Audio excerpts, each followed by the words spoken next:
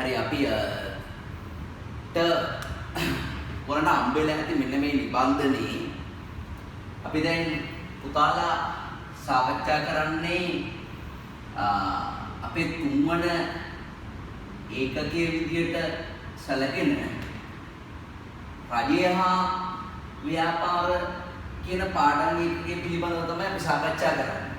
රජය හා ව්‍යාපාර මේකට අපි කියනවා government and business කියලා තමයි මේ පාඩම අහුලා තියෙන්නේ. දැන් මේ පාඩමේ තියෙන විෂයත් තමයි මේක දැන් රජය සහ ව්‍යාපාර කියන මාතෘකාවේ ගියාට මේකේ තියෙනවා ප්‍රධාන කොටස් දෙකක්. හරි? ප්‍රධාන කොටස් දෙකක් තියෙන එකක් තමයි රජය සහ ව්‍යාපාර අතර සම්බන්ධය කියන කොටස.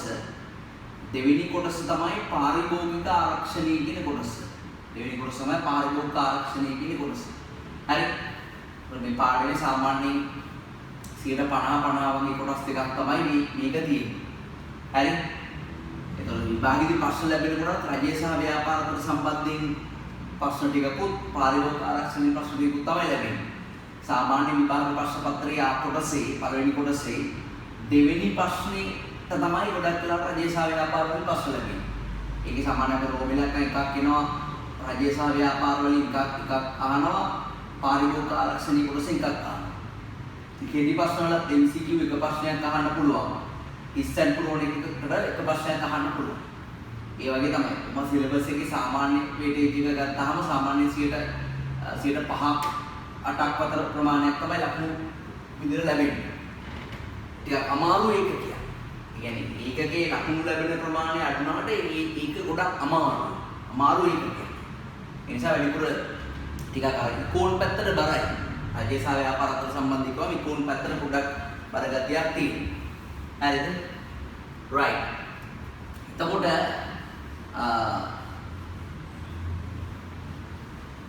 අපි ඉස්සෙල්ලාම පුතාලා සාකච්ඡා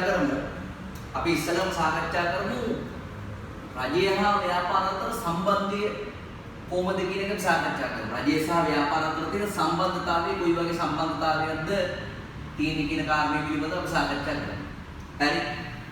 දැන් අපි උදාහරණයක් විදිහට ගත්තාම දැන් අපේ ජීවිතේ පවත්වාගෙන යන්නේ يعني හොඳ ජීවන තත්ත්වයකට. ඒ හොඳට කාලා බීලා, හොඳට ඇඳලා කළා, හොඳට යාළුවෝ ආශ්‍රය කළා, පන්ති වලට හොඳට ගිහිල්ලා, හරි සමාජය තුල කැපී පෙනිලා එහෙම ජීවත් වෙන්න අපිට අම්මයි තාත්තයි දෙන්නම ඕනේ. නේ? තාත්තා නැති දරුවෝ ඉන්නවා, අම්මා නැති දරුවෝ ඉන්නවා, තාත්තා ළඟ නැතිව හරි ජීවිතුන් අතර නැතිව හරි ඒ වගේ ඉන්නවනේ ඒකට ඒවට අඩුපාඩුවක් කියලා දන්නවනේ. අපිට හිතනවා ගන්න නැහැ තමයි සමහර අවස්ථාවල අපිට අඩුපාඩුවක් කියලා දෙනවා. ඒ වගේ තමයි ආර්ථිකයක ජනතාව කියන්නේ අපි ජනතාව දරුවෝ නම්. හරි? ජනතාව යන්නේ දරුවෝ නම්. මේ දරුවෝ බලා ගන්න ප්‍රධාන කාරණකින් දෙකක් ආර්ථිකයේ තියෙනවා. ආර්ථිකයේ කියන නිවස රැකගන්න ඒකේ අම්මයි තාත්තයි විදිහට වැඩ කරන ප්‍රධාන පාර්ශ්ව දෙකක් තියෙනවා. එකක් තමයි රාජ්‍ය අංශය නැත්නම් රජයේ කියන එක. අනිත් එක තමයි පෞද්ගලික අංශය කියන එක. පෞද්ගලික අංශය. හරි? මේ දෙන්නගේ ක්‍රියාකාරකම් වලින් තමයි අනිවාර්යයෙන්ම ආර්ථික කටයුතු රඳාපවතින්නේ. දැන් එතකොට දැන් අපි දැන් සාකච්ඡා කරන්නේ අපි උදේ දැන් පළවෙනි පාඩමේදී බැලුවේ මොකද්ද? අපි පළවෙනි පාඩමේදී බැලුවේ බිස්නස් එකක් කරන්න අවශ්‍ය කරන concept පිළිබඳ අපිට දැනුම දෙනවා කියලා. මේ කියන්නේ අවශ්‍යතා මොනවද? ඌමනා මොනවද? ඊයුමක් කියලා කියන්නේ මොකද්ද? ආදී කාරණාවන් පිළිබඳව තමයි අපි පළවෙනි පාඩමේදී සාකච්ඡා කරන්නේ. ඒක ඒ වගේම කොයි වගේ පරිසරයකද ව්‍යාපාර කටයුතු කරන්නේ ආදී කාරණා පිළිබඳව තමයි පළවෙනි පාඩමේදී සාකච්ඡා කරන්නේ. දෙවෙනි පාඩමේදී අපි කතා කළේ සමාජය ඇතුළේ තමයි අපි ව්‍යාපාර කරන්නේ. ඊළඟ ඒ සමාජය රැකගන්න ව්‍යාපාරිකයෙක් විදිහට බැඳියාවක් වෙන්නේ. සහ මේ ව්‍යාපාරයක් කරනකොට තියෙන හොඳ පුරුදු මොනවද? ආචාර ධර්ම මොනවද? හරි? ඊට අමතරව පරිසරයත් එක්ක කොහොමද ගනුදෙනු කරන්නේ? තිරසාර සංවාදයට කොහොමද දායක වෙන්නේ කියලා තමයි අපි දෙවෙනි පාඩමේ එකෙන් සාකච්ඡා කරන්නේ. තාම අපි බිස්නස් එක පටන් ගන්න නැහැ කියලා හිතන්න. දැන් අපි දන්නවා ව්‍යාපාරයක් කියලා කියන්නේ මොකද්ද? ඒ ආශ්‍රිත මූලික සංකල්ප දාන්න. කොයි වගේ පරිසරයකද ව්‍යාපාර කරන්න කියලා දාන්න. සමාජයත් එක්ක ගනුදෙනු කරන්නේ කොහොමද කියලා දාන්න. දැන් අපි ඊළඟට ඉගෙන ගමු ව්‍යාපාරය පටන් ගන්න කලින් රජයත් එක්ක ගනුදෙනු කරන්නේ කොහොමද? රජයේ තියෙන නීති රීති මොනවද? ව්‍යාපාර වලට කොයි විදිහට මැදිහත් වෙන්නේ කියන කාරණේ තමයි රජය සහ ව්‍යාපාර අතර සම්බන්ධය කියන එකකින් අපි අදහස් කරන්නේ. ආර්ථික කටයුතු පවත්වාගෙන යන්නේ මේ දෙන්නට නැතුව බෑ. මේ දෙන්නා නිකන් ගෑණි මිනිහෙක් වගේ. හරි? ගෙදරක ගෑණි මිනිහා වගේ තමයි. ගෑණි මිනිහයි සමහරට රණ්ඩු වෙනවනේ. රණ්ඩු වෙලා සමහරට ගෑණි යන්න. මිනිහා බීලා ඇවිල්ලා මම බැලලා රමයා කරලා ඉවරලා තද වෙලා මේ එළවනවා වයිෆ් ගෙදරින් එළවනවා. එළවුවාම ගෑණි සෙකන්ඩ් වෙන්නේ නැහැ. හරි මම යනවා අම්මලේ ගෙදර ගිහලා අපේ අම්මලාට මාව බරණය කියලා ඕන වෙලාවක මාව බාර ගන්න කියලා ඉයර වෙන්නේ. යාම මිනිහත් කියන ඔබ ගියාට මට ගමන්නේ මට ප්‍රශ්න නැහැ ඔබ ගියාට මට ඕන තරම් ඉන්නවා ගෑනු ඉන්නවා මේ රටේ මට ඕන එකක් ඉන්න දෙයක් කියලා ඒක මිනිහා ඉන්නවා. ඒ ටිකක් තමයි වෙරි විදිනකොට ඔන්න වයිෆ් මතක් වෙනවා. හරි බට්ටි ගුවන්න කවුරුත් නැහැ රෙද්දික හොදන්න කවුරුත් නැහැ රැට පාළුයි කාන්සිය තනිකම කියන එක දෙනවා. හරි ගෑනිත් දමල ගහලා ගියාට ගෑනටත් ඒක තමයි ඒකත් මිනිහා මතක් වෙනවා.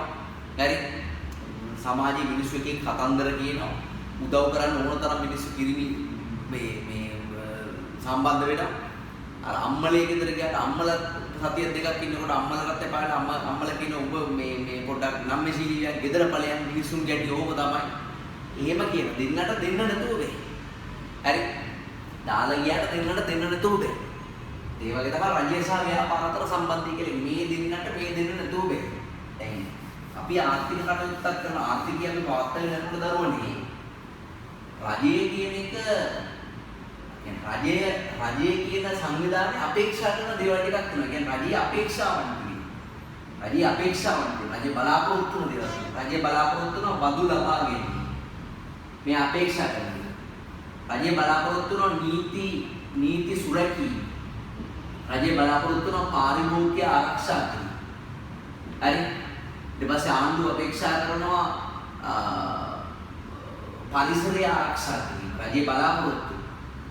ඊට පස්සේ විදේශ විනිමය ඉපැයීම, ඒ වගේම සේවා නීති වර්ධනය, ජාතික නිෂ්පාදනය වර්ධනය මේ ආණ්ඩුව අපේක්ෂා කරන දේවල්. රජය අපේක්ෂා කරන දේවල්. හරි.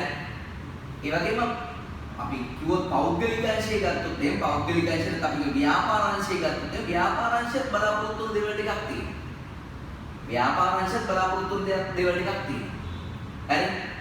ඒක අර හරියට ගෑණි මිනිහා බලාපොරොත්තු වෙන දේවල් වගේ තමයි. දැන් වයිෆ් බලාපොරොත්තු වෙනවා. එයාට හොඳට කන්න බොන්න දෙන එක, අඳින්න දෙන එක, ආරක්ෂා කරන එක, ආදරය, කරුණාව, හරි, රැකවරණය, දුකේදී සැපේදී එකට ඉන්න එක වගේ දේවල් එයා බලාපොරොත්තු. පිරිමියක් කියන දේවල් බලාපොරොත්තු වෙනවා. එයාට ආදරය, කරුණාව, දුක සැප ඒව බලාපොරොත්තු වෙනවා. ඊට පස්සේ එයාගේ රැකියාවට උපකාර කරන එක, හරිද? ගොඩම කෙනෙක් අපේක්ෂා කරන වදයක් නොඉන්නේ. වදයක් නොඉන්න එක තමයි අපේක්ෂා කරන්නේ. හරිද? ඉතින් ව්‍යාපාරේ වල රජය අපේක්ෂා කරන දේවල් ටිකක් තියෙනවා. දැන් පුතාලට අවබෝධයක් ඇති මේ ඇවිල්ලා රජය අපේක්ෂා කරන දේවල් බදු ලබා ගන්න ඒවා නීති සුරකින්න ඒවා පාරිභෝගික ආරක්ෂා කරන රජය අපේක්ෂා කරනවා. මේ අපේක්ෂාව කවුද ඉටු කරන්නේ? මේ අපේක්ෂාව ඉටු කරන පෞද්ගලික අංශය. මේක තමයි පෞද්ගලික අංශයේ වගකීම. අරගොල්ලන්ගේ අපේක්ෂාවන් රජයේ අපේක්ෂාවන් පෞද්ගලික අංශයේ වගකීම. බදු ගෙවන්නේ පෞද්ගලික අංශය. එහෙනම් පෞද්ගලික අංශයේ වගකීමක් තියෙනවා බදු නිසිපරිදි ගෙවන්න. පෞද්ගලික අංශයේ බදු නිසිපරිදි ගෙවුවාම රජයේ අපේක්ෂාවන් ඉටු වෙනවා. නේ? පෞද්ගලික අංශයෙන් තමයි පරිසරයේ පාරිභෝගික විනාශ වෙන්නේ. එහෙනම් පාරිභෝගිකය සහ පරිසරය ආරක්ෂා කරන එක පෞද්ගලික අංශයක් තියෙනවා. හරි? ප්‍රස්තාවල් දෙන්නේ පෞද්ගලික අංශය. ඔබට පේනවා පෞද්ගලික අංශයේ තමන්ගේ වගකීම නොපිරිහෙලා ඉටු කිරීමෙන් තමයි රජයේ අපේක්ෂාව ඉටු වෙන්නේ. රජයේ අපේක්ෂාව ඉටු වෙන්නේ. ඒ නිසා රජයට පෞද්ගලික අංශය නැතුව බෑ. රජයට පෞද්ගලික අංශය නැතුව බෑ. ගෑනට මිනිහ නැතුව බෑ. තේරුණා? ඒ වගේම දැන් පුද්ගලික අංශය නැත්නම් පෞද්ගලික අංශය කියන එක ව්‍යාපාර අංශයත් අපේක්ෂා කරන දේවල් දෙන මොනවද ඒවලගේ අපේක්ෂාවන් වෙන්නේ? මොනවද ඒවලගේ අපේක්ෂාවන් වෙන්නේ? එයාලා අපේක්ෂා කරනවා බදු සහන ලබා ගන්න. එයාලා බලාපොරොත්තු වෙන යටිතල පහසුකම් වගේ දේවල් ලබා ගන්න. යටිතල පහසුකම්. එයාලා අපේක්ෂා කරනවා ලිහිල් නීති වගේ. නැත්නම් අපි කියන නීතිමය ආරක්ෂාව වගේ දේවල්. වෙන පිටරටවල බාහිර දේම ඇවිල්ලා අපේ ආර්ථිකය ආක්‍රමණය කරොත් අපිට බාහිර විකුණ ගන්න බැරි වෙනවා. ලිහිල් නීති නැත්නම් නීතිමය ආරක්ෂාව. ඊට පස්සේ ඔයගොල්ලෝ බලාපොරොත්තු වෙන වෙළඳපොළ පහසුකම්. ඒගොල්ලෝ බලාපොරොත්තු වෙන අඩුපොලි මූල්‍ය ආධාර වගේ තියෙනවා. හරි? මේවා විල පෞද්ගලික අංශය අපේක්ෂා කරනවා. මේවා පෞද්ගලික අංශය අපේක්ෂා කරන දේවල් නම් මේවා ලබා දෙන එක්කාගේ වගකීමක්. රජයේ වගකීම අපි මේවට කියනවා රාජ්‍ය වගකීම්. බදු ගහන්නේ ආණ්ඩුව. බදු සහන අපේක්ෂා කරනවා නම් පුද්ගලික අංශයක බදු සහන ලබා දෙන එක්කාගේ වගකීම රජයේ වගකීම. යටිතල පහසුකම් දෙන්නේ රජයේ. යටිතල පහසුකම් බලාපොරොත්තු වෙනවා පෞද්ගලික අංශය. එහෙනම් පෞද්ගලික රජයේ වගකීමක් තමයි යටිතල පහසුකම් ලබා දෙන්නේ. නීති හදාන්නේ පාර්ලිමේන්තුවේ. ලිහිල් නීති බලාපොරොත්තු වෙනවා නම් ඒ ලිහිල් නීති ලබා දෙන එක අනිවාර්යයෙන්ම රජයේ වගකීමක් වෙනවා. රජයේ තමන්ගේ වගකීම් හරියට ඉටු කරනකොට රජයේ තමන්ගේ වගකීම් හරියට ඉටු කරනකොට පෞද්ගලික අංශයේ මොනවද අපේක්ෂාවන් ඉටු වෙනවා. ඒ නිසා පෞද්ගලික අංශයට රජයේ නැතුව බෑ. මේ උදේකේදී මම කිව්වේ රජයට පෞද්ගලික අංශය නැතුව බෑ. පෞද්ගලික අංශයට රජය නැතුව බෑ. ගෑනට මිනිහ නැතුව බෑ. මිනිහට ගෑන නැතුව බෑ. ඒක නිසා මේ දෙන්න ගෑණි මිනිහ කොච්චර රණ්ඩු සරවලුවත් මේ දෙන්න ඕනේ අර්ථකේ පවත්වන්න. එහෙනම් පුතාලට විභාගෙදි ප්‍රශ්නයක් මේ වගේ. රජය සහ පෞද්ගලික අංශය අතර නැත්නම් රජය සහ ව්‍යාපාර අංශය අතර අන්තර් සම්බන්ධය ගොඩනැගෙන්නේ කෙසේද? අන්තර් සම්බන්ධය කියලා කියන්නේ එකිනෙකා මත යැපෙනවා. පේනවනේ මේ යැපෙන විදිහ. නේ? රජය සහ පෞද්ගලික අංශය අතර අන්තර් සම්බන්ධය ගොඩනැගෙන්නේ කෙසේද කියලා. ඒකට ඔයා කියන්න ඕනේ. රජයේ විවිධ අපේක්ෂාවන් නැත්නම් උදාහරණ බදු සහන නීති සුරකීම සේවා නීති වර්ධනය කිරීම මේ වගේ දේවල් උදාහරණ කිහිපයක් දෙනවා. එහෙනම් රජයේ විවිධ අපේක්ෂාවන් නැත්නම් එම අපේක්ෂාවන් ඉටු කිරීම පෞද්ගලික අංශයේ වගකීම් වේ. එසේම පෞද්ගලික අංශයේ විවිධ අපේක්ෂාවන් නැත්නම් ඒවා ඉටු කිරීම රාජ්‍ය අංශයේ වගකීම් වේ. එහෙනම් දෙපාර්ශ්වයේ විසින් දෙපාර්ශ්වයේ වගකීම් නොපිරිහෙලා ඉටු කර ගැනීම මගින් දෙපාර්ශ්වය අතර යහපත් සම්බන්ධයක් ගොඩනැගේ. කවුරුහරි තමන්ගේ වගකීම් පැහැරලියොත් මේ දෙන්න අතර විශ්වාසය කියන එකක් කරනවා. බිඳ වැටෙනවා. ඒ වුණොත් අනිවාර්යෙන් ආර්ථිකය වැටෙනවා. ඔයාලට තේරෙනවද කියන්නේ? ඉන්නේමයි රජය සහ ව්‍යාපාර අතර තියෙන සම්බන්ධතාවය ගොඩනැගෙන්නේ. රයිට්. නම් පුතාලා ගන්න නිබන්ධනේ අරගෙන ඒක ඉන්ට්‍රොඩක්ෂන් එක පොඩ්ඩක් කියව ගන්න බලන්න නඩියක් දැන් අරගෙන. ඒ ඉන්ට්‍රොඩක්ෂන් එකේ තියෙන්නේ මේ රජය සහ පෞද්ගලික අංශයේ මේ තියෙන සම්බන්ධය ගොඩනැගෙන ආකාරය තමයි තියෙන්නේ.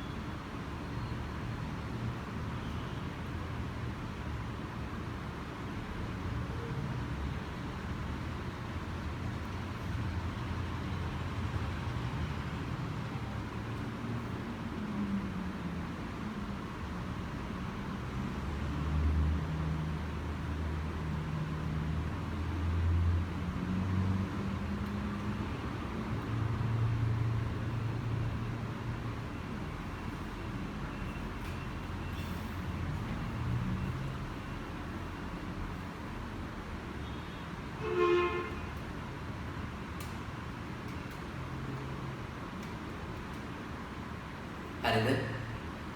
හරි. එමනම් අපි පල්ලෙහා තියෙනවා අපිට ඒ ඔය පළවෙනි පිටුවෙම දාලා රජයේ අරමුණු සහ පෞද්ගලික අරමුණු කියලා වගුවක්. හරි. අපි ඉස්සෙල්ලා රජයේ බලාපොරොත්තු රජයේ අපේක්ෂාව අනිත් රජයේ බලාපොරොත්තු දේවල් කීපයක් අපි ලියමු. මේවා ආර්ථික අරමුණු නෙමෙයි. සාමාන්‍ය රජය අපේක්ෂා කරන දේවල් කීපයක් තමයි කීපයක් අපි ලියමු. බදු නිසි පරිදි ලබා ගැනීම. බදු නිසි පරිදි ලබා ගැනීම.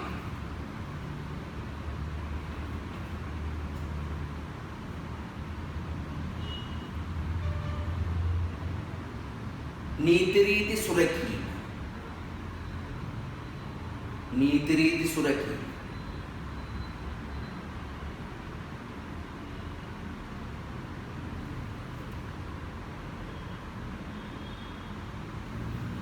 නීති රීති සුරකීම.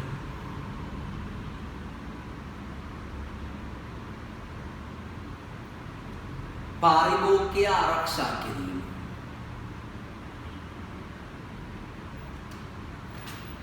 පාරිභෝගිකය ආරක්ෂා කිරීම.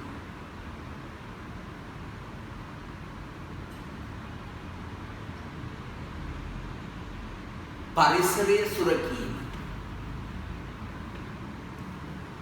පරිසරය සුරකීම.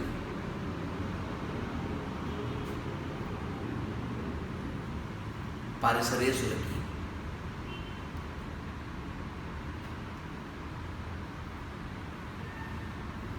සේවා නියුක්තිය වැඩි කිරීම.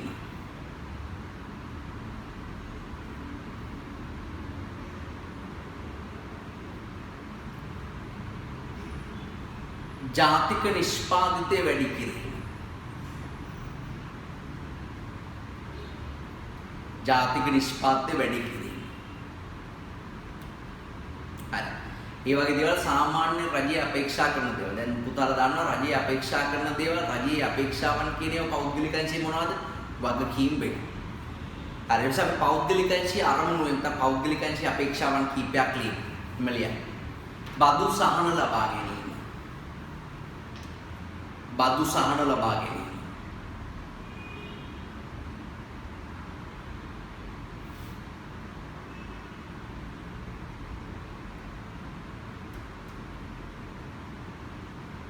ඒ වගේම යටිතල පහසුකම් ලබා ගැනීම.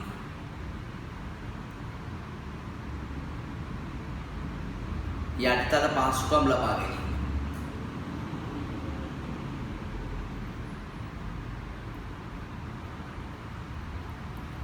ඊට පස්සේ වෙළඳපළ පහසුකම් ලබා ගැනීම. වෙළඳපළ පහසුකම් ලබා ගැනීම.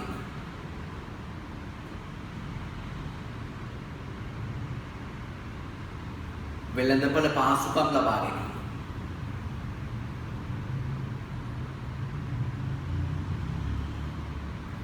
මූල්‍ය ආධාර ලබා ගැනීම. මූල්‍ය ආධාර ලබා ගැනීම.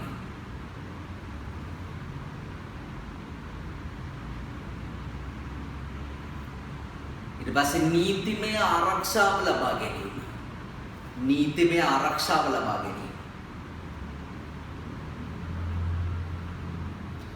නීතිමය ආරක්ෂාව ලබා ගැනීම.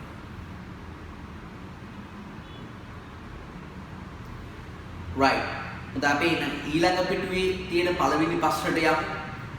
රජයක සාර්ථකත්වයේ සඳහා ව්‍යාපාරිකයා දායක විය යුතු ආකාර මොනවාද කියන එක විභාගයට ඇවිල්ලා තියෙන ප්‍රශ්නය. රජයක් සාර්ථක කරගන්න ව්‍යාපාරිකයා කොහොමද දායක වෙන්න ඕන? රජයේ සාර්ථකත්වය සඳහා. හරිද? එහෙම නැත්නම් අපි ඒකට ඒ ප්‍රශ්නය තව සරල කරගන්න පුළුවන් පෞද්ගලික අංශයේ වගකීම් මොනවද? දැන් ඔයා දන්නවා රජය අපේක්ෂා කරන දේවල් ඉටු කරන එක තමයි රජය සාර්ථක කරන්න පුළුවන් දේවල් වෙන්නේ. නේ? දැන් අපේ පවුල සාර්ථක කරවන්න අපිට මොනවද කරන්න පුළුවන්? ඉතින් අපේ පවුලේ බලාපොරොත්තු වෙන දේවල් ඉෂ්ට කරන්න ඕන. ඒතකොට අපේ පවුල සාර්ථක වෙනවා. එතන රජය අපේක්ෂා කරන දේවල් ටික අපි ඉටු කරා නම් නේ රජය බලාපොරොත්තු කරා නම් ඒ රජය සාර්ථක රජයක් වෙනවා. විතරම ආණ්ඩුව කකුලෙන් ඇදලා පල්ලෙහාට දැම්මොත් ඒ ආණ්ඩුව වැටෙනවා. උද්ඝෝෂණය කළා, වැඩ වර්ජනය කරලා හරිද? ඊට පස්සේ නිෂ්පාදනයක් වැඩි කරන්නේ නැතුව, අලුතෙන් හිතන්නේ නැතුව, අලුතෙන් ආයෝජනය කරන්නේ නැතුව එන්නොත් ඒ රජය වැටෙනවා. ඒතර පෞද්ගලික අංශයේ තමන්ගේ වගකීම් ටික ඉටු කළොත් අනිවාර්යෙන් රජය සාර්ථක වෙනවා. ඔයාලට ලියන්න තියෙන්නේ පෞද්ගලික අංශයේ වගකීම් ටික. ලියමු. යන පළවෙනි එක බදු නිසි පරිදි ගෙවීම. නියමිත බදු නිසි පරිදි ගෙවන්න. බදු නිසි පරිදි ගෙවීම. ඊට පස්සේ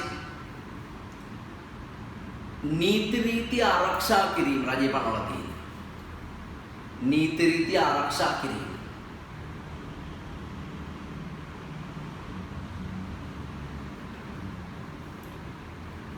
තව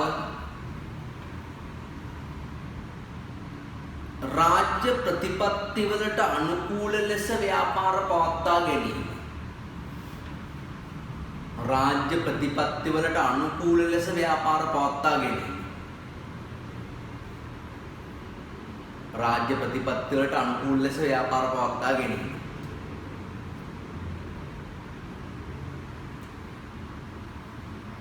ඊට පස්සේ සේවා නියුක්තිය වැඩි කිරීමට අවශ්‍ය පියවර ගැනීම. රැකියා සැපයීමෙන් පුළුවන්. සේවා නියුක්තිය වැඩි කිරීමට අවශ්‍ය පියවර ගැනීම.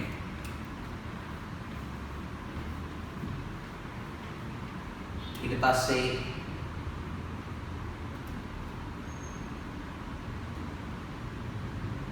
දේශීය සම්පත් භාවිත කිරීම. දේශීය සම්පත් භාවිත කිරීම. අපේ රටේ තියෙන සම්පත් පාවිච්චි කරාම එතන තව පුද්ගලයෙක්ට ව්‍යාපාර අවස්ථාවක් ලැබෙනවා. දේශීය සම්පත් පාවිච්චි කිරීම.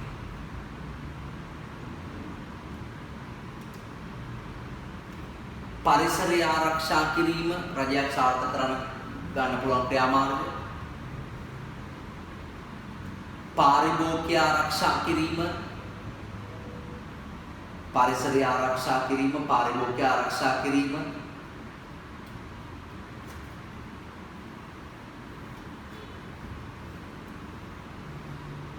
ඊට පස්සේ නවෝත්පාදන බිහි කිරීම හා බිහි කිරීම තුළින් නවෝත්පාදන බිහි කිරීම තුළින්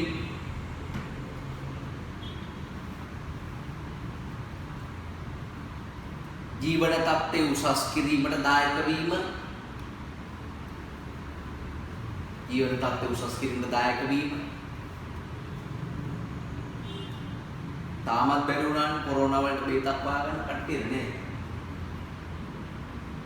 මිනිසුන්ට පුළුවන් මිනිසුන්ව විනාශ කරන දේවල් හොයාගන්න ඕන තරම්.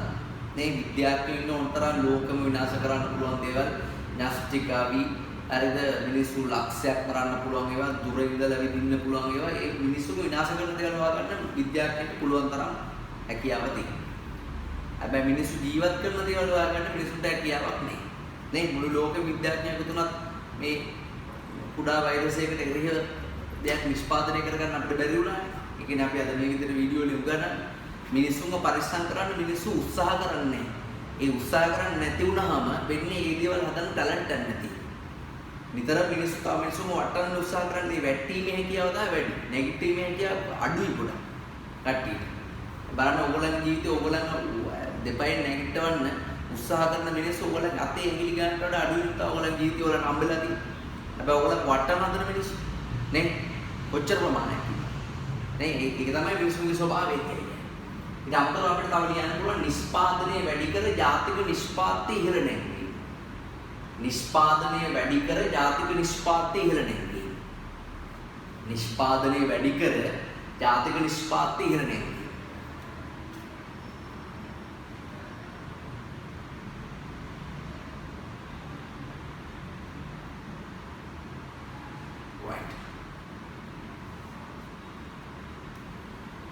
හරි. එතකොට අපි පළවෙනි කොටස තමයි ඉවර කළේ. අපි දැන් කතා කළේ රජය සහ ව්‍යාපාර අතර තියෙන සම්බන්ධය ගොඩනැගෙන ආකාරය පිළිබඳව තමයි දරුවනේ අපි සාකච්ඡා කළේ. හරි. එහෙනම් අපි දැන් මේක ඊළඟ කොටසට ඊළඟ සෙෂන් එකට යමු. ඊළඟ කොටසට යමු.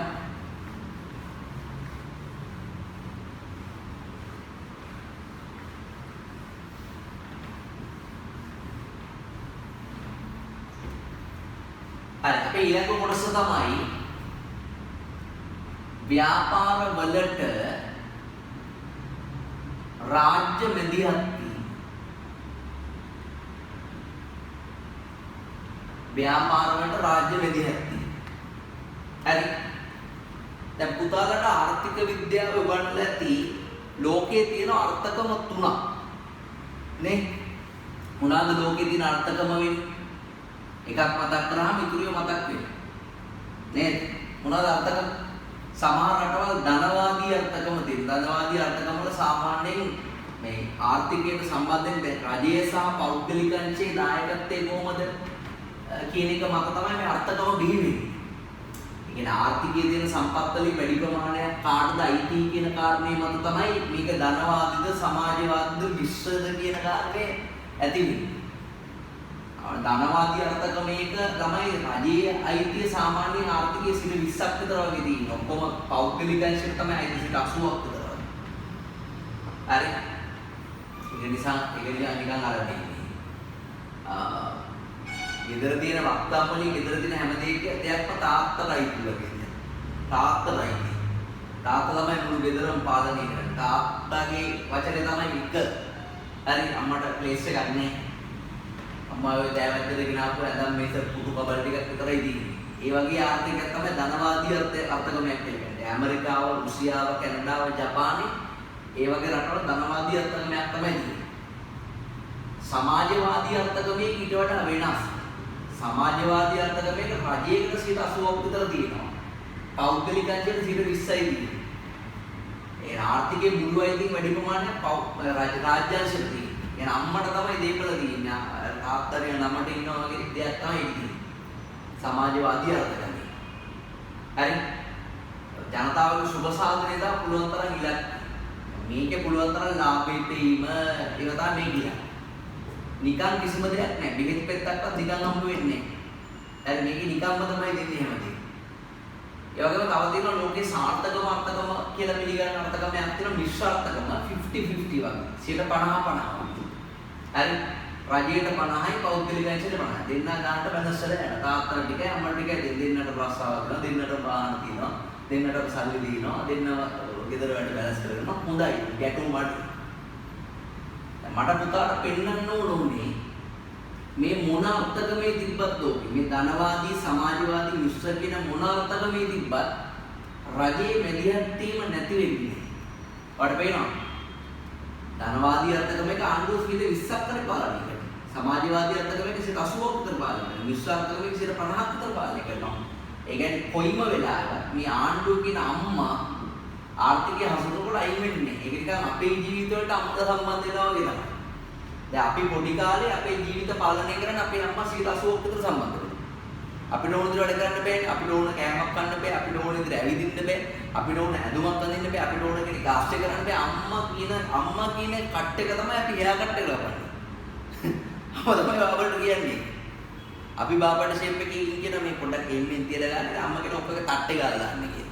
අපිටම අපිව මේ හොයාගන්න බෑ කොණ්ඩේ කපලේ වුණා අපි ඕම කළා ඕම ඇරලා බලන්නේ අපි දිහා බලන්න අපිට බෑ අම්මට සතුටුයි ඒ තමයි සමාජවාදයක් කියන්නේ අපේ ජීවිතවලට 180ක් විතර අම්මා පොඩි කාලේ සම්බන්ධ වෙනවා දැන් ඕගොල්ලන්ගේ ජීවිතවලට අම්මා 50ක් විතර සම්බන්ධ වෙනවා ඒ ලෙවල් එකට කාලේ අම්මා කියන පුතේ මොකද්ද කොණ්ඩේ කපලා තියෙන විදිහ අපි කියන ඔයා දන්නේ නැහැ ඔයා දන්නේ නැති දෙයක් නැහැ හරි මෙහෙම තමයි දැන් ස්ටයිල් එක මෙහෙම තමයි පොල්ලෝ කපන්න ඔයා ඉන්නකො පොඩ්ඩක් කරා මේ වගේ. ඒ අපිට ඕන දේවල් කරනවා නමුත් අම්මට පුළුවන් යම් කිසි පාලනයක් කරන්න. දැන් මම ඒ දවස්වල කැම්පස් එක කාලේ පොඩ්ඩේ වවලා තිබුණා. ගෙදර එන්නේ කාලෙකට සැරයක්. වවලා මේ බෑන්ඩ් එකක් කියලා දාලා ඉතියි. මේ කපන්න කියන ආණ්ඩේව නැහැ. ඉතින් මම ආපු දවසේ ඉඳගෙන මම ටේල් එක කපලා. ඇඟිල්ල ඕම කරලා පොඩි බලු පොඩ්ඩේ. හරිද? ඒ තරහ වෙලක් තියෙන්නේ. නමුත් ඉතින් ඒගොල්ලෝ කොහොම හරි කරලා බලෙන් හරි සම්බන්ධ වෙනවා. 50ක් තරුණ කාලේ. දැන් අපි අසාධනපත් බඳපු කාලේ එහෙම සම්බන්ධ වෙන්නේ නැහැ. නමුත් සමහරට අවවාදයක් උපදෙසක් දීලා අපේ ජීවිතවලට 20ක් සම්බන්ධ වෙනවා. අපි ඒගොල්ලෝ කියන දේ ආන්නේ කියන එක ඒගොල්ලෝ විශ්වාස කරොත් ඒගොල්ලෝ වයිෆ් ලව අපිට කියවනවා. පුතේ අපේ පුතාට මෙහෙම පොඩ්ඩක් කියන්න කිව්වල එහෙම කියනවා. එයාලගේ ඇටි හරිද? ඒක කොහොමුණත් අපේ ජීවිතවලට අම්මා සම්බන්ධ වෙන්නේ නැතුව ඉන්නේ නැහැ වගේ මොන අර්ථකමයක් ලෝකෙ තිබ්බත් අනිවාර්යෙන්ම මග්ගනවා පෞද්ගලික අංශයේ වැඩ කටයුතු පාලනය කරන රජයේ මැදිහත් ඒ කොහොමුණත් රජයේ පුතේ රජය රටක ආර්ථිකය පාලනය කරන්නේ ඒගොල්ලන්ගේ තියෙන පරිපාලන ව්‍යුහ තුනක් ඒගොල්ලන්ගේ තියෙන පරිපාලන ව්‍යුහ තුනක් ඒගොල්ලන්ගේ තියෙන මධ්‍යම රජයේ තියෙනවා දැන් පුතාට අවබෝධයක් ඇති රජයේ අනිවාර්යෙන් මැදිහත් වෙනවා කියන කාරණේ දන්නවා. ඒ කියන්නේ පෞද්ගලික අංශයේ වැඩවලට ඇඟිලි ගහනවා. ඇඟිලි ගන්නවා කියන්නේ මේ ඇත්තටම මේ ඇඟිලි ගහනවා නෙමෙයි. එහෙම ඇඟිලි ඇත්තටම ගවොත් ඇඟිලි ඇත්තට නැතිවි. මේ ගාලා ගහනවා. එහෙන් මැදිහත් වෙනවා කියන්නේ. ආර්ථික වල මැදිහත් වෙනවා. මැදිහත් වෙනවා කියන කාරණේ අපි දන්නවා. මේ මැදිහත් වෙන්නේ කො මධ්‍යම රජයේ විදිහට මැදිහත් වෙනවා. නැත්තම් පළාත් සභාව විදිහට මැදිහත් වෙනවා. එහෙම නැත්තම් පළාත් පාලන ආයතන විදිහට මැදිහත් වෙනවා. පළාත් පාලන ආයතන කිව්වම නගර සභා තියෙනවා. මහනගර සභා තියෙනවා, ප්‍රාදේශීය සභා තියෙනවා. දරුවනේ නගර සභාවක සාමාන්‍ය නගර සභාවක් කියන්නේ ජනගහනය කියන්නේ නගර සභාවකට වඩා මහනගර සභාවක් කියන එක ආදායම් වැඩි. කොළඹ ගල්කිස්ස ඒවා මහනගර සභාව. බොරැල්ල මහනගර සභාව. දැන් හොරණ කලුතර ඒවා නගර සභා තියෙනවා. ප්‍රාදේශීය සභා කියන්නේ ගම් පළාත් පාලනය කරන්න තියෙනවා. රජයේ ව්‍යාපාරවල මධ්‍යම ආණ්ඩුව විදියට හරි පළාත් සභාව විදියට හරි පළාත් පාලන ආයතන විදියට හරි මැදිහත් වෙනවා. ඒ පරිපාලන ව්‍යුහයන් තුනම වෙදී. ඒතර විභාගෙක නිතරම අහන කොටස් දෙකක් තමයි දැන් පුතලාට මේ අර පළවෙනිම පාඩම පටන් ගන්නකොට තියෙන ටියුට් එකේ පළවෙනි වීඩියෝ එකම මෙන්න මේ කාරණාවන් පිළිබඳව අපි ලියලා තියෙනවා. අර්ථකම තුනයි තියෙන්නේ. කොයි විදිහට තිබ්බත් රජයේ මැදිහත් වෙනවා. පරිපාලන වීමේ මෙහෙම සමානිත වෙනවා. හරි. මේ පරිපාලන වීමෙන් තමයි රජයේ මැදිහත් වෙන්නේ. රජයේ මැදිහත් වෙන්නේ පෞද්ගලික ඇසිට කියන එක. ඒවා පළවෙනි පිටුවේ දෙනවා. ඊට පස්සේ නිතරම විභාගයට අහනවා ඇයි පෞද්ගලික අංශයේ වැඩවලට රජය ඇඟිලි ගහන්නේ? දැන් අපි කතා කරේ ඒක නේ. හරි. පෞද්ගලික අංශයේ වැඩවලට ඇයි රජය ඇඟිලි ගහන්නේ? මොනවද ඒකට හේතු? කියන්නේ මැදිහත් පෞද්ගලික අංශයේ කටයුතු වලට රජයේ මැදිහත් වීමට හේතු මොනවද?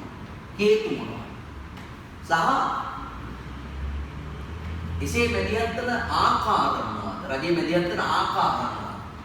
හේතු මොනවද ආකාර මොනවද? සමහර වෙලාවට නංගි පාරේ කතා කරගෙන ඉන්න කොල්ලෙක් එක්ක අයියා එනවා. අයියා ඇවිල්ලා බයිසිකල් රත කරලා අහනවා "තමුසයි පාරේ රස්සිය දුවන්නේ." හරි. එතකොට නංගි අහනවා "තමුසර මට ඕන විදියට මම රස්සිය දුවන්න" කියලා කිව්වොත් එම කන නිපැත්තට ගහයි. මොකද අයියා නංගිගේ ජීවිතේට මැදිහත් වෙනවා. හරි. එහෙම මැදිහත් වෙන්න හේතු තියෙනවා. ගහලා ගල්ලා ඒ වෙලාවම කන පොඩි ඉන්න ගාලා ගෙදර යනවා. හැබැයි අයියා කවුරුන් කෙල්ලෙක් කතා කරනකොට නංගි කියලා මැදට බැලි වෙලා ඒ කෙල්ල කුඩින් ගහන්නේ නැහැ නනවලු විටින්නේ.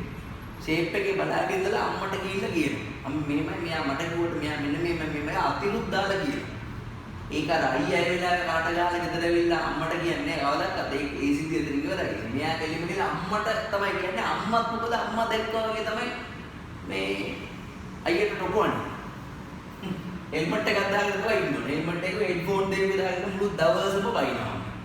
ඒක අර කනේ පාරක් දෙවුවට වඩා බයි කනේ පාරක් ගව එක දෙක ඉවරේ මේකෙම නෙමෙයි. මැදිහත් වෙන්න හේතු තියෙනවා. දැන් අපි එකක් තමයි ආර්ථිකීය කළමනාකරණය සඳහා. අපි ඒකට කියනවා දරුවනේ සාර්ව ආර්ථිකය. සාර්ව කියන්නේ මුළු ආර්ථිකය. සාර්ව ආර්ථිකයේ කළමනාකරණය සඳහා රජය මැදිහත් වෙනවා. සාර්ව ආර්ථික කළමනාකරණය සඳහා. නැත්නම් පෞද්ගලික අංශ විතරක් හිතුවොත් පෞද්ගලික අංශ මොකද කරන්නේ? තමන්ට කැමති විදිහට බිල ගණන් වැඩි කරනවා. පාරිභෝගිකව බූරගෙන කරනවා. නීති කඩ කරනවා. විදේශ විනිමය අනුපාතය වැඩි වෙනවා. ඉතින් ඒවා ගන්නට බැලන්ස් එකේ තියාගන්න මේ බැලන්ස් එකේ තියාගන්න නම් ඒ සාර්වත්‍රික කළමනාකරණය සඳහා අනිවාර්යයෙන්ම කරනවා. රජයේ මැදිහත් වෙනවා. හරි? ඊට අමතරව රජයේ මැදිහත් වෙන තව හේතුවක් තමයි පොදු භාණ්ඩ සැපයීම සඳහා ඒ වගේම සුබ සාධන සේවා සැපයීම සඳහා රජයේ මැදිහත් වෙනවා. මොකද මේවා ලාභ ගන්න දෙයක්. හරි අධ්‍යාපනය සෞඛ්‍ය ඒ වගේ සුබ සාධන සේවා වලින් ලාභ ගන්න දෙයක්. මොකද ඒවා සල්ලි දීලා ගන්න පුළුවන් මිනිස්සු ඉන්නවා සල්ලි දීලා ගන්න බැරි මිනිස්සු ඉන්නවා. මිනිස්සුන්ගේ මූලික අවශ්‍යතා නිසා ඒවා සපුරන්න රජයේ ව්‍යාපාරවලට අනිවාර්යයෙන්ම මැදිහත් වෙනවා. පොදු භාණ්ඩ කියලා කියන්නේ හැමෝම පොදුවේ පාවිච්චි කරන මහා මාර්ග ඔරලෝසු කණු වීදි ආලෝක ඒ වගේ දේවල්. ඒවා ලාභ ගන්න බැහැ. ඉතින් ඒ නිසා රජයේ ව්‍යාපාරවලට මැදිහත් වෙනවා ඒ විදිහට. පොදු භාණ්ඩ හා සුබ සාධන සේවා සැපයීම සඳහා. ඒ වගේම පුතා අහිතකර ඒකාධිකාරය පාලනය කිරීම සඳහා ඒකාධිකාරය කියලා කියන්නේ එක්කෙනයි. දැන් ප්‍රයිවට් බස් විතරක් තිබ්බොත් මොකද වෙන්නේ කියලා හිතන්න. උන්ට කැමති විදිහට තමයි මිනිස්සු නඩු ගන්න.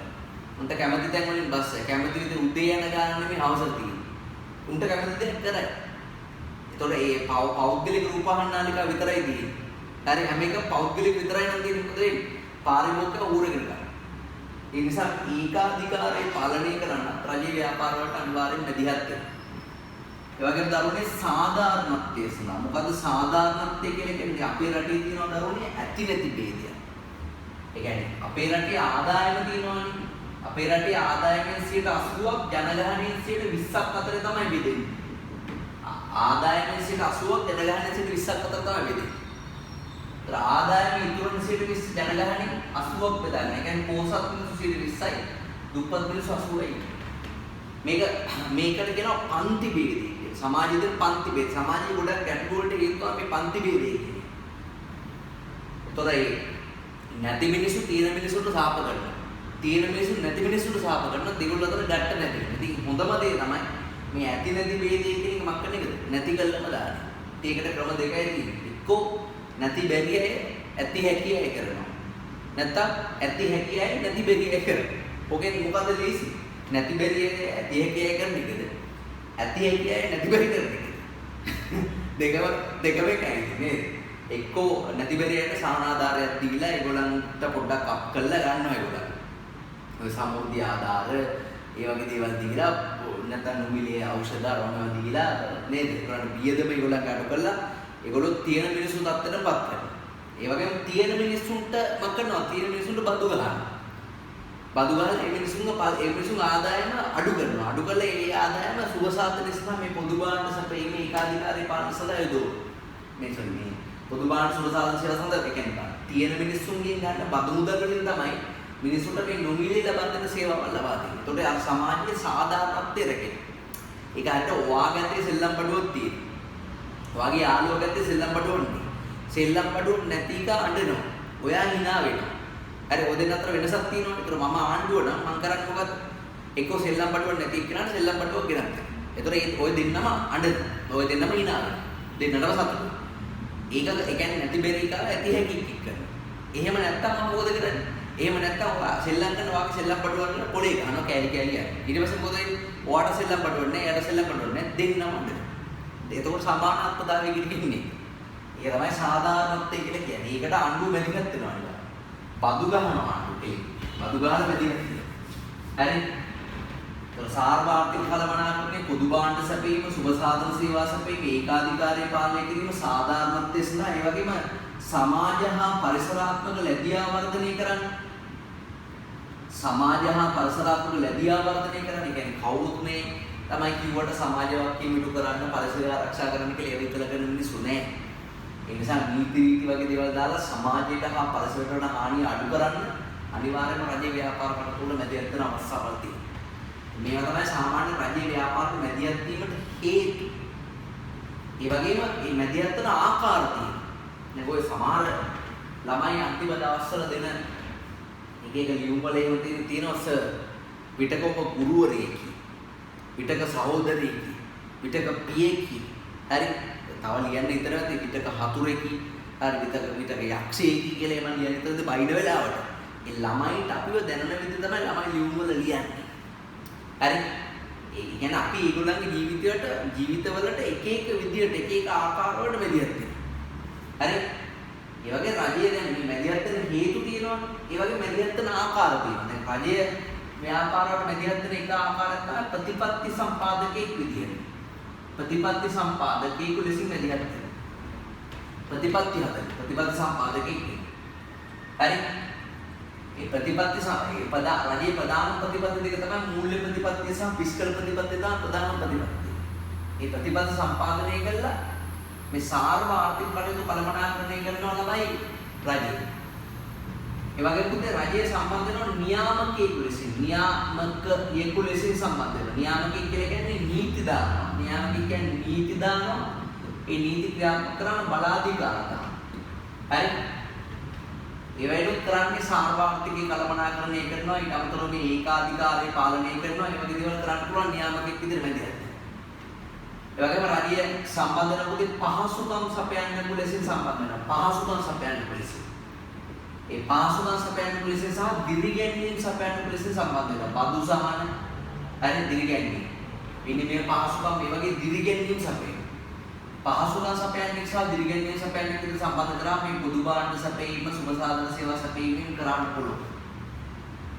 ඒ වගේම රජයේ ව්‍යාපාරවල මැදිහත් වෙන තව ආකාරයක් තමයි බදු අය කරන්න විදිහට සම්බන්ධ වෙනවා. බදු අය කරන්න විදිහට සම්බන්ධ වෙනවා. ඇයි බදු අය කරන්න විදිහට සම්බන්ධ වෙන්නේ? ඇයි ඒකට හේතු මොකක්ද? බදු අය කරන්න විදිහට සම්බන්ධ වෙන්නේ සාධාරණත්වයේ කියන අරමුණු කරලා. හරි. ඊට අමතරව පුතේ තව මේ රජයේ සම්බන්ධ වෙනවා ගනුදෙනු කරුවෙකු ලෙසින්. ගනුදෙනු කරුවෙකු එමෙත ව්‍යාපාර හිතවතෙකු. හරි. හිතවතෙකු ලෙසින් සම්බන්ධ වෙනවා. හිතවතෙක් කියලා අපි කියන්නේ සමහර පෞද්ගලිකංශයේ සමහර ව්‍යාපාරවල ප්‍රධාන ගැනුම් කරුවෙකු ආණ්ඩුව. ඒ පාරවල් හදන කම්පැනි තියෙන්නේ. ඒ පාරවල් හදන ICC ඊට පස්සේ තව මාගා වගේ ආයතන ඒගොල්ලන්ට කියලා අපි ගෙදර අඩිපාර හදා ගන්නවා. මාගා ආයතන ලොකු බැකෝ අරම එකන ගෙදර අඩිපාර හදනවානේ. ඒගොල්ලන් කරන්නේ කිලිම ආණ්ඩුවේ කොන්ත්‍රාත් තමයි කරන්නේ. පෞද්ගලික ආයතන. ඒගොල්ලන්ගේ ප්‍රධානම ගණනකාරය තමයි රජය. ඉතින් රජයේ ව්‍යාපාරවල මැදිහත් වෙනවා ගණනකාරයෙක් විදියට. හරි. ඒ වගේම රජයේ ව්‍යාපාරවලට අනිවාර්යයෙන් මැදිහත් වෙනවා පුතේ තරඟ කරුවෙකු ලෙසින් මැදිහත් වෙනවා. මට කියන්නකො පෞද්ගලිකංශය සම්බන්ධ වෙලා තියෙන විවිධ ශේෂ්ත්‍ර කල්පනා කරලා ඒ හැම ශේෂ්ත්‍රයකම ආණ්ඩුවේ ඉන්නවා. රක්ෂණ ශේෂ්ත්‍රය දැන් ආණ්ඩුවේ ආයතනය කියන්නේ ආණ්ඩුවේ ආයතනයක් තියෙනවා ශ්‍රී ලංකා රක්ෂණ සංස්ථාව. ජනමාධ්‍ය ශේෂ්ත්‍රය ආණ්ඩුවේ ආයතනය තමයි රූපවාහිනිය, ස්වාධීන රූපවාහිනිය, ගුවන්විදුලි සංස්ථාව නේ. ප්‍රවාහන ශේෂ්ත්‍රය ලංගම කෝච්චි, දුරකථන ශේෂ්ත්‍රය මොබිටෙල් මේ ශ්‍රී ලංකා ටෙලිකොම් වගේ දේ හැම ශේෂ්ත්‍රයකම අනිවාර්ය බැංකු ශේෂ්ත්‍රය ලංකා බැංකුව, මහජන බැංකුව, ඉදිරි කිරීම බැංකුව තරගකාරයෙක් විදිහට මැදිහත් වෙනවා. ඇයි මේ තරගකාරයෙක් විදිහට මැදිහත් වෙන්නේ? මේ ප්‍රධාන හේතුව තමයි තරගකාරයෙක් විදිහට මැදිහත් වෙන්නේ අනිවාර්යෙන් පෞද්ගලික ඒකාධිකාරය අහෝසි කරන්න තරගකාරයෙක් විදිහට මැදිහත් වෙනවා. පුතාලට පේනවාද පැහැදිලිව මේ මාතෘකා දෙකේ සම්බන්ධයක් තියෙනවා. රජය ව්‍යාපාර වලට විවිධාකාර විවිධ ස්වරූප වලින් විවිධ චරිත රංගපාමින් මැදිහත් වෙනවා. මේ මැදිහත් වෙන්නේ මෙන්න මේ හේතුවක් ඇතුව තමයි මැදිහත් වෙන්නේ. අම්මා අහනවා දුවගේ ඔබ කොහෙද ගිහින් බයි පරක්කුනේ? දුවන ඇයි වාට මොකද? වාට මොකද? අම්මා කියනවා මට දැනගන්න හේතුවක් තියෙනවා. හරි. ඒකට හේතුවක් තියෙනවා. මම ඔබේ අම්මා විදියට ඔබේ ජීවිතේට මැදිහත් වෙනවා. හරි මම ඔබේ ප්‍රශ්න අහනවා. ඒකට හේතුවක් තියෙනවා. දුවන මොකද හේතුව කියලා? ඔබ මොනාරි ගිහිල්ලා පුතේ එළිය ගිහිල්ලා මොනාරි වැඩ කරලා අපේ පවුලේ නම්බු ඉවරයි. ඒක ආරක්ෂා කරගන්න තමයි මම මැදිහත් වෙන්නේ. බම්බෝ කියලා දුව යනවා ඉතින් කාමරේට. ඒගොල්ලෝ කියන දේවල් අහන්නේ. ඔයාලට තේරෙනවද මේ දෙකේ සම්බන්ධයක් තියෙනවා කියලා? මැදිහත් වෙන ආකාර තියෙනවා. මැදිහත් වෙන හේතු වෙනවා. අපි ඊළඟ මාතෘකාව තමයි මේ මාතෘකා දෙක. හරි එහෙනම් පුතාලා පෙන්නන්න ටියුට් එකේ අපිට දැන් ඊළඟට ලියන්න තියෙන පිටුව පිටුව 3. ඒකේ තියෙනවා ව්‍යාපාර කටයුතු වලට රජයේ මැදිහත් වීමට හේතු කියලා එකක් තියෙනවා නේද? ඒකට දාන්න තරු 3ක්. හරිම වැදගත් මාතෘකාවක්. හරිම වැදගත් මාතෘකාවක්. ව්‍යාපාර වලට රජයේ මැදිහත් වීමට හේතු. ලියන්නේ පළවෙනි නෝට් එක බලන්න හොඳට කියවන්න නෝට් එක. මොකද මේකෙන් ගැලපෙන්නේ? සාර්ව ආර්ථික කළමනාකරණය සඳහා. අංකේ සාර්ව ආර්ථික කළමනාකරණය සඳහා. අංකේ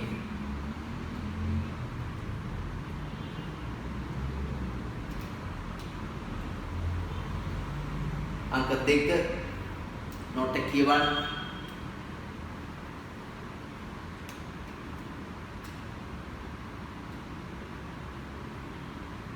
සුබ සාධන සේවා සැපයීම සඳහා. සුබ සාධන සේවා සැපයීම සඳහා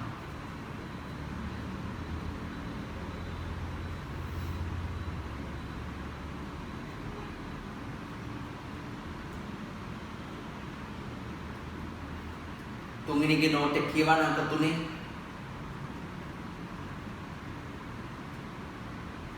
මොකද හේතුව? පොදු භාණ්ඩ සැපයීම සඳහා රජයේ මැදිහත් වෙනවා.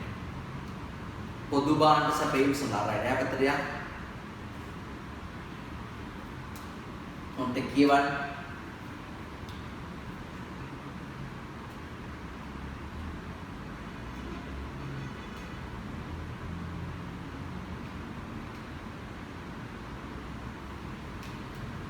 යටිතල පහසුකම් සැපයීම සඳහා රජයේ මැදිහත් වෙනවා. යටිතල පහසුකම් සැපයීම සඳහා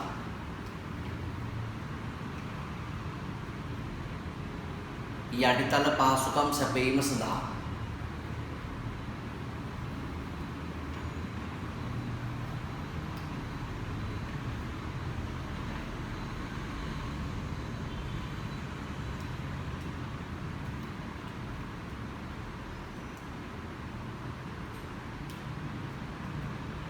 වගේ ඊළඟ නෝට් එක කියවන්න.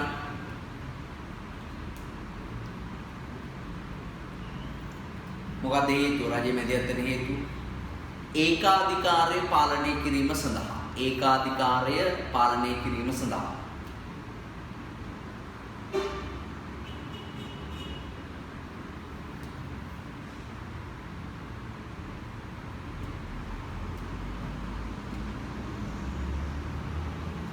ඊළඟ නෝට් එක කියවන්න.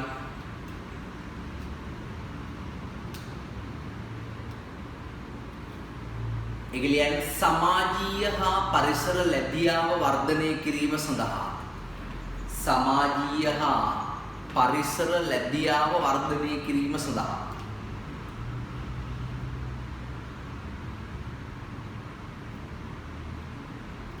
සමාජීය හා පරිසර ලැබියාව වර්ධනය කිරීම සඳහා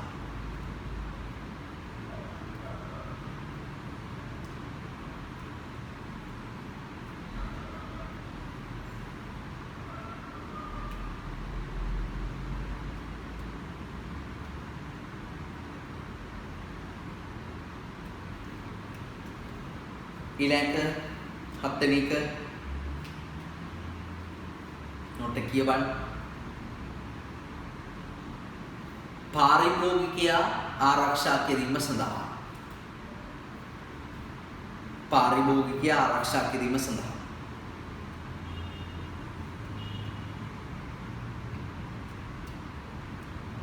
අටවෙනි එක නොට කියවන්න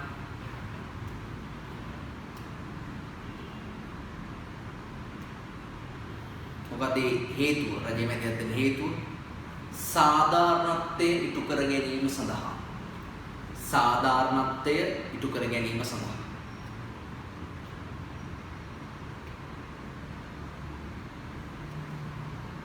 හරි එහා පැත්තේ පිටුට ඇවිල්ලා එතන කෙටිපස් හතරක් තියෙනවා පුතාලා ඒ කෙටිපස් හතර කරාම බලන්න විනාඩි දෙකක් තුනක් අරගෙන ටක් ගාලා ඉවර කරා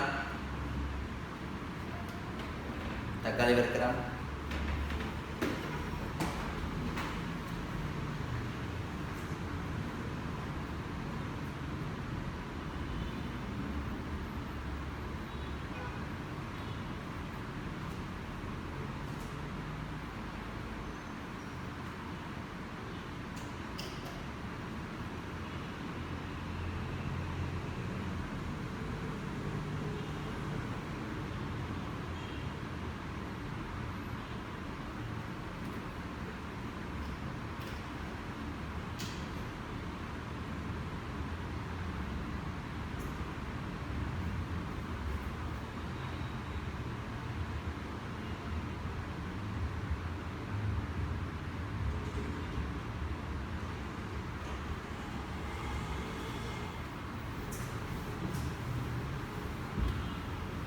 හරි අපි උත්තර බලමු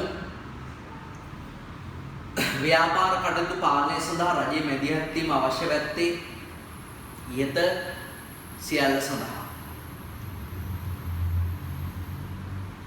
රජයේ කෙරෙහි ප්‍රධාන ව්‍යාපාරික පද්ධාන දෙව ඔක්කොම වගකී මේ සේරම ප්‍රධාන වගකීම් වෙන්නේ ප්‍රධාන ව්‍යාපාරික වගකීම් දා අදාළ පදු කිවි ඔය සේරම වගකී රජයේ ව්‍යාපාරවලට මැදිහත් වීමට හේතුවක් නොවන්නේ පෞද්ගලික අංශය අධෛර්යමත් කරන රජට උවමනාවක් නැහැ. උත්තරයක් තුන.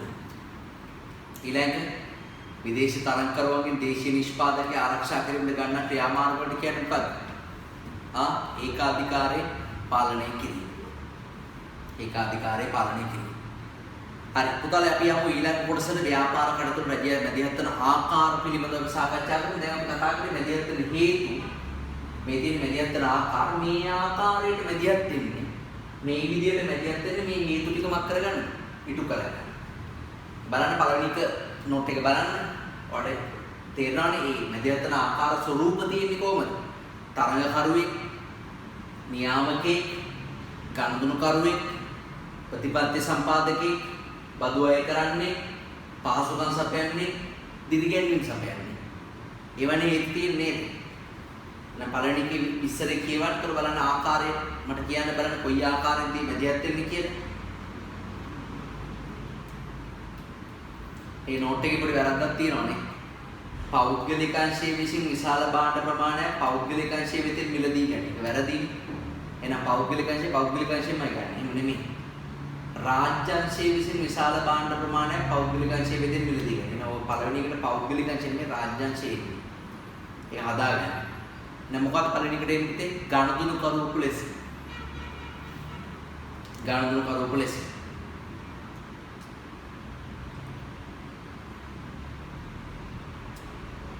ඒ වගේම අංක 2 කියවන්න පුතාලා තනියම කොයි විදිහට මැදිහත් වෙන්නේ? තරඟකරුවෙකු ලෙස. අංක 2ට එන්නේ තරඟකරුවෙකු ලෙස. පෞද්ගලික අංශයේ අය ඉන්න හැම ශීර්ෂයකම ආණ්ඩුව පාඩු පිට හරි දුවනවා. ඊළඟ තුන්වෙනි සටහන කියවන්න බලන්න.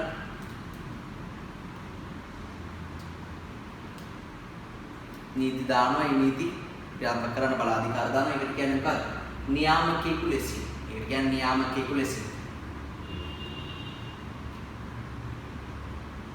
හතරෙනි කියවන්නේ බදු සහන තාක්ෂණික ශිල්පීය දැන උපදේශන සේවාවෙන් දෙන්නේ දිරිගැන්වීම් සපයන්න ලෙසින්. හතරෙනිකට එන්නේ දිරිගැන්වීම් සපයන්න ලෙසින්.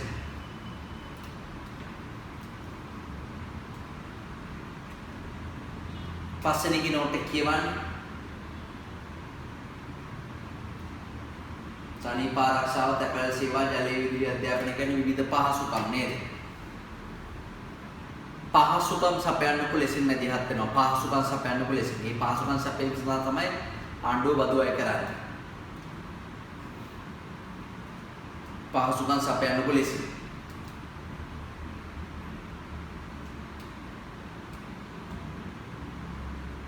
පුතාලා 6 වෙනි එක බලන්න. බදු පැනවීමක් ගැන තමයි තියෙන්නේ. එනම් කවුරුද මේ සම්බන්ධයෙන් බදු අය කරන්න ලෙසින්. බදු අය කරන්න ලෙසින්. හතරේ නෝට් එක බලන්න. ඒ නෝට් එකේ පැහැදිලිවම තියෙනවා මූල්‍ය ප්‍රතිපත්තිය, ෆිස්කල් ප්‍රතිපත්තිය කියන වචන දෙක highlight කරලා. ඒ තමයි අපේ රටේ තියෙන ව්‍යාපාර හසුරවන ප්‍රධාන ප්‍රතිපත්ති දෙක. එහෙනම් මේ රජයේ කොහොමද සම්බන්ධ වෙන්නේ? ප්‍රතිපත්ති සම්පාදකයෙකු ලෙසින්. ප්‍රතිපත්ති සම්පාදකයෙකු ලෙසින්. ප්‍රතිපත්ති සම්පාදකයෙකු ලෙසින්.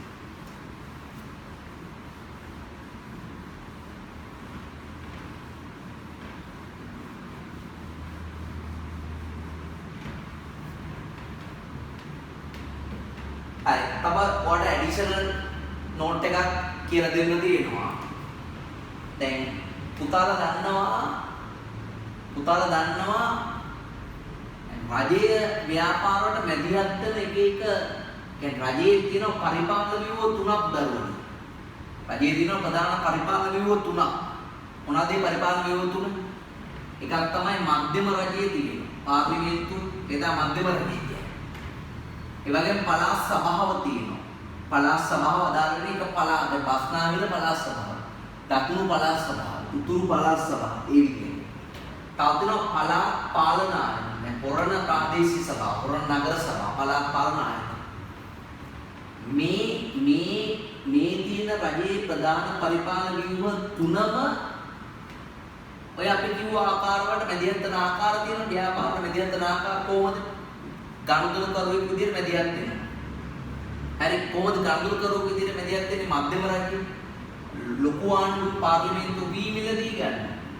ගොවීන්ගේ වී මිලදී ගන්න. පළාත් සභාවෙන් ඔය පිරිසිදු කිරීමේ පළාත් සභාවෙන් තමයි විවිධ ගොඩනැගිලිම කුලියට ගන්න. ගොඩනැගිලි කුලියට ගන්න. පළාත් සභාව කියන්නේ පෞද්ගලික අංශයෙන් ගොඩනැගිලි කුලියට ගන්න. පළාත් පාලන ආයතන වලින් පිරිසිදු කිරීමේ සේවා, ආරක්ෂක සේවා හරි ඒ වගේ දේවල් පෞද්ගලිකයෙකු මිලදී ගන්න. ඒ ක්ලීනින් සර්විස් වගේ දේවල්. දැන් උදාහරණයක් විදිහට නියාමකයෙකු ලෙසින්. නියාමකයෙකු ලෙසින්. ඒ කියන්නේ නීති දාන. මධ්‍යම ආණ්ඩුව කියලා කියන්නේ මුළු රටම අදාළ වෙන නීති දාන. පළාත් සභාවෙන් දාන්නේ පළාතකට විතරයි. පළාත් පාලන ආයතනෙන් දාන්නේ අදාළ බල ප්‍රදේශ විතරයි. දැන් උදාහරණයක් විදිහට ගත්තාම බදු නීති. හරි විවිධ බදු නීති. හරි නැත්නම් පාරිභෝගික ආරක්ෂණ නීතිය. පාරිභෝගික අධිකාරී පාරිභෝගික කටයුතු අධිකාරී පාරිභෝගික නීති, බදු නීති වගේ දේවල් මුළු රටම අදාළ. පළාත් සභාවෙන් දානවා සමහරලාට තමයි මේ උදාහරණයක් විදිහට විවිධ මාර්ග නීති වගේ දේවල් පළාත් සභාවේ තියෙන මාර්ග නීති වගේ දේවල්. පළාත් පාලන ආයතන වලින් දානවා අපද්‍රව්‍ය බැහැර කිරීම සම්බන්ධ නීති වගේ දේවල්, පරිසර ආරක්ෂණ නීති වගේ දේවල්. සමහර පළාත් පාලන සමහර නගර සභා මේ ප්‍රදේශවල පෝස්ටර් ගහන්න දෙන්නේ නැහැ, කටවුට් ප්‍රදර්ශනය කරන්න දෙන්නේ නැහැ. සමහර ප්‍රතිවද දෙනවා. දැන් උදාහරණයක් විදිහට වයඹ පළාත් සභාවේ නීතියක් තියෙනවා පොයට පන්ති කරන්න එපා කියලා. වයඹ පළාත් සභාව. හැබැයි අනිත් පළාත් සභාවල ඒක නැහැ. නේ? බස්නාහිර පළාත් සභාවේ ඒක ප්‍රශ්නයක් නෙමෙයි. මේක එක පළාත් සභාවේ සම්මත කරගෙන නීති මේ පළාතට විතරයි. දැන් පොයට පන්ති කුරුණෑගල කරන්න බෑ. හැබැයි වරණ කරන්න පුළුවන්. කවුරුද කරන්න පුළුවන්. මොකද මේ පළාත් දෙකක් තියෙනවා. ඒ වගේ දැන් තව උදාහරණයක් විදිහට බදු අය කරන්නේ විදිහට රජය සම්බන්ධ වෙනවනේ. බදු අය කරන්නේ විදිහට මධ්‍යම ආණ්ඩුව වැට් වගේ බදු ගන්න. මුළු රටටම අදාළ.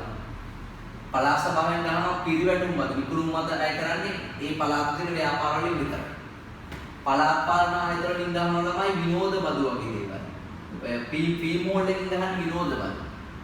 හරි. ඒ වගේ රජයේ මැදිහත් වෙන හැම ආකාරයකටම මේ රජයේ තියෙන පරිපාලන ව්‍යුහ තුනම සම්බන්ධ වෙනවා. ඒකට සම්බන්ධ. ඒ නිසා මේ කොටසත් අනිවාර්යෙන් අපිට මාර වැදගත්. මේ විදිහට ඒක කැටගරයිස් කිරීම, ඒ කියන්නේ වර්ග කර කිරීම පිළිබඳ අපිට අනිවාර්යෙන් අවබෝධයක් තියෙන්න ඕන. ඒතකොට මේ chart එක ඔයගොල්ලෝ බලන්න ඕන. මේ chart එක ඔයගොල්ලෝ බලන්න ඕන. හරි. සමාන නිබන්ධන මේ chart එක print කරලා තිබ්බා. සමාන නිබන්ධන print කරලා තිබුණේ නැහැ. කොහොමද මම group එකට දානවා මේ chart එක. ඒතකොට මේ chart එක බලන්න මේ chart එක තව තුනක් දාගෙන තාම වැදගත් ඔයගොල්ලෝ ඉන්ටර්නෙට් එකට මේ chart එකේ. හරි. හොඳයි. අපි එතකොට දැන් මේ වීඩියෝ එකකින් අපි සාකච්ඡා කළේ මොකද්ද? අපි මේ වීඩියෝ එකෙන් සාකච්ඡා කළේ දරුවනේ රජයයි ව්‍යාපාරය අතර තියෙන සම්බන්ධය කොයි වගේද?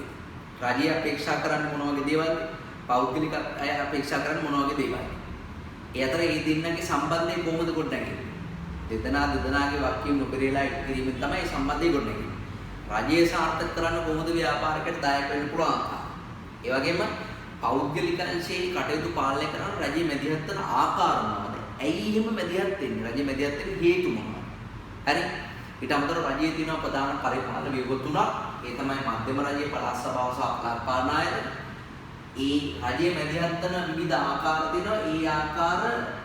ඒ විවිධ ආකාර වලට මේ පරිපාලන ව්‍යුහ තුනම සම්බන්ධ වෙනවා.